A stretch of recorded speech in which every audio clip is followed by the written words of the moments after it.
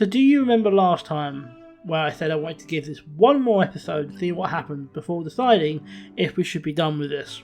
Well, things happened in this episode, and I've decided now is not quite the time for us to finish. I do not feel we've yet really finished writing the story of Chris Pixel.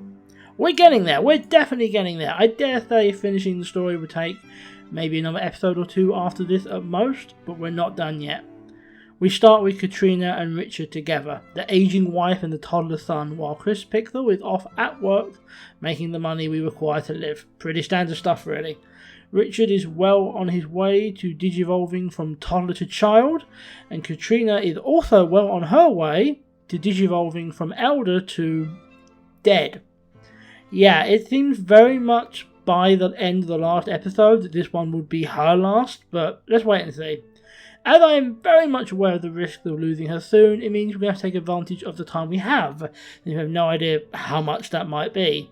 That means a nice trip to the museum, which was probably far less interesting to Richard than it was to the adults, but it's really about just doing things and having a variety of activities. That's when I made my first mistake. I left Chris alone with his stepdaughter, and he proceeded to flirt with her. Turns out, shockingly, that Katrina wasn't the biggest fan of that. To be fair, while the idea of a third wife is something that has entered my mind, I can pretty much guarantee it's not going to be one of Katrina's daughters. But she really is mad, so mad she won't even sleep in the same bed as me. I literally had to send her to bed after my character got up, that's how bad it was. Fortunately it was the weekend, so Chris could just stay home and look after Richard while she slept, and she really is sleeping late. But even after all that, she was still mad at me. Seems like it's one of those things that just goes when it goes. She did seem okay, and then she saw me and went straight back to hating me. Though, interestingly, although she apparently hates me right now, she's more than up for some hot tub woohoo after the kid's gone to bed. Bit of a weird choice for the game, it won't let her initiate it, but he can. Seems like she'd have the same reaction no matter what, but sure. Next day she was still mad, but Chris had to bugger off to work, so it didn't really matter. It was just a normal day with Richard, or at least it would have been, but today his birthday.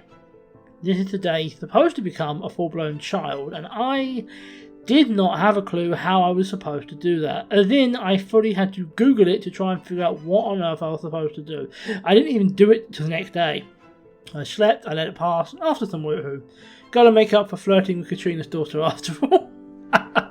Eventually I found out we need to make a cake and get Richard to blow out the candles. So we did that and we got him to blow them out, and then he just wandered off. I wasn't really sure why. I was trying to speed up to see where he was off to, and then suddenly, boom, he aged up.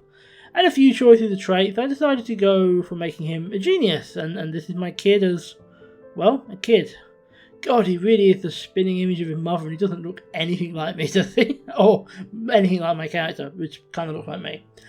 I'm not too big on the hair and clothing that the game automatically chooses, as I'm generally not, so now was a great time to get that sorted out and go for something a bit better.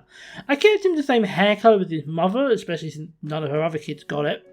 As for the style, to be honest, I ended up going more with sort of the thing his father would wear, but I guess that's just my taste in clothing. It's nice that we have an actual child though, rather than a toddler, because at least it does mean he can look after himself to a point and doesn't need a parent around all the time. It also means, and it took me longer to realise it than it should have, that he really needed his room redecorated. Aside from the fact that the decor was very much based on a baby/toddler, he also had several items in his room that were specifically meant for a kid that age that he couldn't even use, like, you know, his bed. All in all, I personally much prefer the room he has now, and I've got a feeling he will too. If nothing else, he can use the bed. Honestly though, this episode is actually a little sad because although we're seeing Richard growing up and all that, which is definitely good, we're very much aware that Katrina is going to die soon. She's actually more or less maxed out that bar, and when she does, that basically means she has a risk of dying every single day. How long she'll last, that's really hard to say, but it's a significant risk, so unfortunately it does mean that it won't be too long. I hadn't prepared for this at the start of the series. I really wasn't ready for this. I'm not sure what I'm going to do. In truth, it does create some problems. The mother dying just as the child becomes a child, like literally today is his first day at school. And Chris isn't far from being an elder either. We might need to actually take another wife. Not right now, obviously, because Katrina's still alive, but it's a possibility. If she is still alive, though, we should take advantage of that. she should spend some time with her son and just do some of the activities that, you know, we've done with her over, you know, the days and weeks we've had her. I also had this meal together, specifically just to get the screenshot, because, you know, I wanted to. When she started to play chess with her son, we got the notification that her long life is coming to an end. It's happening. We invited her family around simply so the kid wouldn't end up being by himself, and I guess we'll have to wait and see what happens. It does end up taking longer than expected though. It seems like she does get this day because we go to bed, we go to sleep, and it's fine. Goes through the morning and she's still alive. It's almost as if I'm getting impatient for her death. As the afternoon ends though and she's getting out of the bath, she bids farewell to the world and she's gone. Katrina is dead. The Grim Reaper is here to take her, and the kid's now here alone. I get Chris to come home quickly and see that the Reaper is still there, so I greet him as an old friend. After all, this is the second of my wives he's taken to the afterlife. At this point, we pretty much are old friends. But she is now gone, and now it is just Chris and Richard. That makes things a bit more difficult for me, one less adult, and there's also a genuine concern I have that Chris could die before Richard becomes an adult. I hope not, but there is a chance of that. And that's the problem we're going to have to deal with if we navigate apparently being a single parent, which was never part of the plan for this series, but it's what happened. And maybe we won't be a single parent. Maybe he'll get a stepmother. I don't know what the future holds.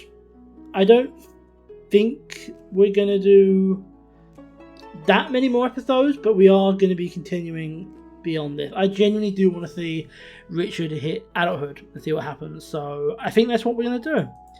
Thank you for watching, and next time I have absolutely no idea what's going to happen, but I'm looking forward to finding out.